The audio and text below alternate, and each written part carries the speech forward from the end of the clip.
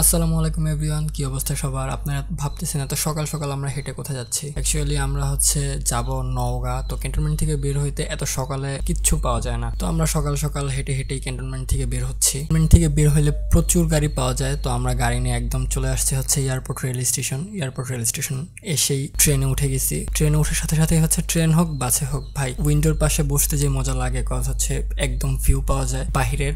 আর যদি গাজীপুর পার হয়, গাজীপুরের পর থেকে একদম গ্রামের দৃশ্য দেখতে আরো জোস লাগে। তারপর ট্রেন এক জায়গায় ব্রেক দিল, নাম অজানা জায়গায়। ওইখানে টোকাইকে নিয়ে বের হলাম, সরি টোকাই না, টোকিও।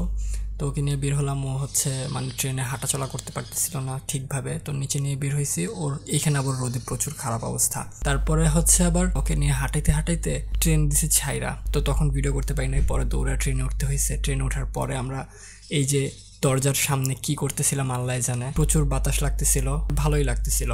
আর বিশেষ করে এই যে যমুনা ব্রিজের এইখানে ভাই যা জোস লাগতেছিল, যদি এখানে আপনারা থাকেন তাহলে বুঝতেন, মানে সেই বাতাস আর সেই ভিউ। মানে গাজীপুর পার হইলে গ্রাম্য ভাইব শুরু হয়, কজ গাজীপুরের আগের থেকে রেল লাইনের দুই পাশে বিল্ডিং টিল্ডিং থাকে, তো ভালো লাগে না দেখতে। কিন্তু গাজীপুর পার হইলে যে এরকম দুই পাশে সেই সবুজ আর সবুজ, জোস লাগে। আমাদের ট্রেন ছিল সকালে, আর যেহেতু আমি রাতে তেমন ঘুমাই না, আর যেহেতু সকালে ট্রেন ছিল আরো ঘুমাই নেই রাতে। তো রাতে না ঘুমায় যে আমরা ট্রেনের দরজার সামনে যেন কি করতেছি, আমরা নিজেরাও জানি না কি করতেছি। আপনারা যদি জানেন কমেন্ট বক্সে অবশ্যই জানাবেন। আর রাতে না ঘুমাইলে আমার মনে হয় যে আমার এনার্জি আরো বুস্ট আপ হয়, বুঝছেন ভাই? দেখেন না কি করতেছি আমরা দরজার সামনে দাঁড়ায় দাঁড়ায় ট্রেনের উইন্ডোজ সাইডে বা দরজার সামনে দাঁড়ায় দাঁড়িয়ে এরকম বাতাস নিলে যেরকম ভালো লাগে, মন একদম খারাপ থাকলে একদম ফ্রেশ হয়ে যাবে, ভালো হয়ে যাবে। ওরকম একটা খারাপ দিকও আছে, যেরকম আপনি 5 মিনিট বা 2 মিনিট যদি দরজার সামনে দাঁড়ায় বা উইন্ডোর পাশে বসে যদি ফেসে একটা হাত দেন, দেখবেন ভাই পুরা ধুলাবালিতে আপনার ফেস ভরে গেছে। ভাই কি যে একটা অবস্থা। তারপর টোকিওকে নিয়ে বসে থাকতে থাকতে চলে আসলাম নওগাঁ এসে রেল স্টেশন নামলাম।